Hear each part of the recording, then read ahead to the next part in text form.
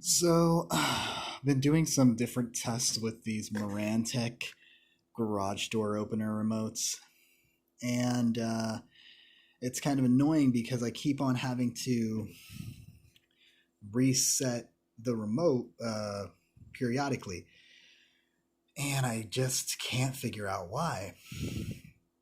And I did a test where the I was getting complaints that the wall switch wasn't working properly and the remote uh, constantly needed to be reprogrammed.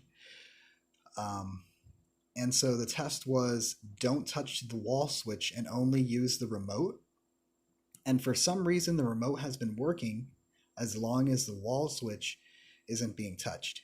So kind of funky.